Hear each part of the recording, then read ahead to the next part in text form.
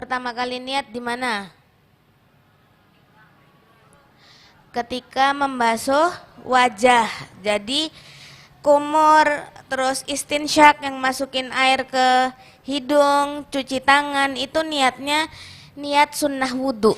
Tapi pada saat kita pertama kali wajibnya wudhu, kan wajibnya wudhu itu yang pertama rukunnya niat. Habis niat itu membasuh muka rukunnya. Sehingga kalau misalkan kita niatnya bukan di muka, enggak sah. Sudah ya? Berarti nawaitul wudu'a li raf'il hadatsil asgharnya itu pas di muka. Yang pertama selesai. Selamat, biasanya memang di muka saya Syarifah, nggak pernah di tempat lain misalkan. Terus yang kedua yang sering lupa apa? Kalau misalkan ada bagian yang kita anggap kita lupa, tadi kayaknya sudah apa bahasanya? Basuh kepala belum ya, misal lupa.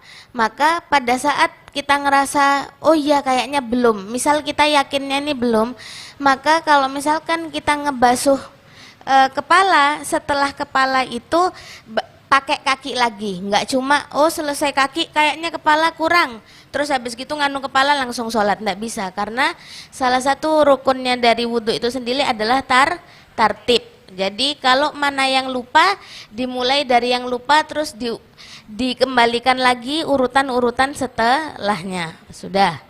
Itu yang kedua. Yang ketiga, masalah yang sering kelupaan juga untuk masalah wudhu apa? Kalau kita lagi keputihan, istihadoh, keluar sesuatu yang terus menerus, maka niat wudhunya bukan li raf'il hadath, tapi listibahatis sholah. Ya Allah, hamba niat berwudu untuk diperbolehkan sholat fardhon lillahi ta'ala. Kalau bahasa Arabnya agak susah, maka pakai bahasa Indonesia nggak apa-apa. Ya Allah, hamba niat berwudu untuk diperbolehkan sholat fardhon lillahi ta'ala. Kenapa? Karena kalau kita niatnya ya Allah, hamba niat wudu untuk menghilangkan hadas kecil, sedangkan hadasnya masih ada, ya apa caranya menghilangkan? Maka niatnya untuk diperbolehkan sholat. Kalau niatnya istibahah karena keputihan, istihadah atau sesuatu yang keluar terus menerus, maka kalau keluarnya terus menerus sebelum wudhu disumpel dulu.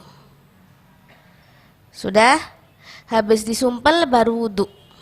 Disumpel pakai apa Syarifah? Kapas bisa. Yang sekiranya darah atau apapun itu tidak menjadi najis pada saat sholat karena merembes.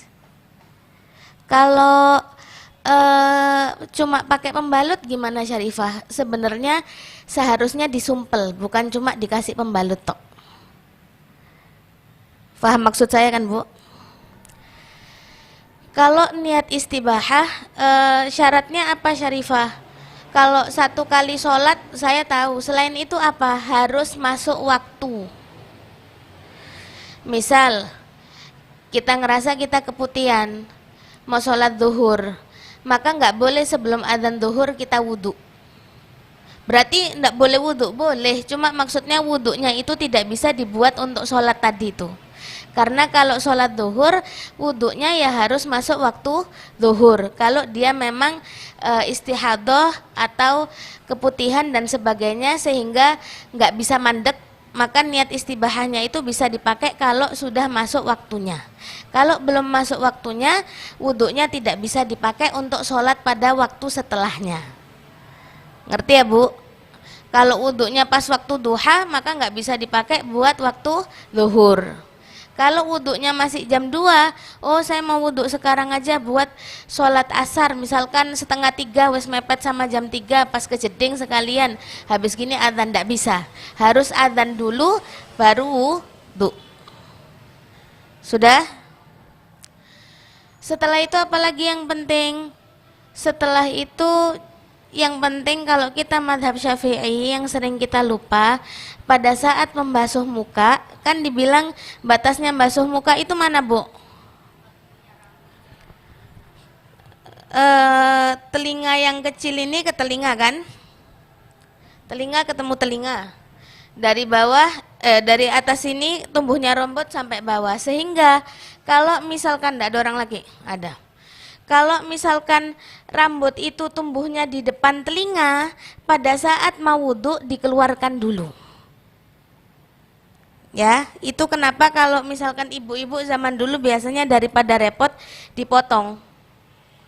Jadi tidak perlu ngeluarno dulu karena sudah potongan. Tapi kalau nggak dipotong, biasanya kan panjang Bu, sehingga masuknya sampai ke iketan belakang.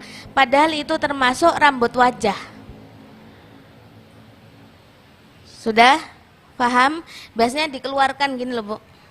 Kalau rambutnya panjang ya berarti biasanya yang keluar panjang. Kalau rambut pendek ya berarti biasanya pendek.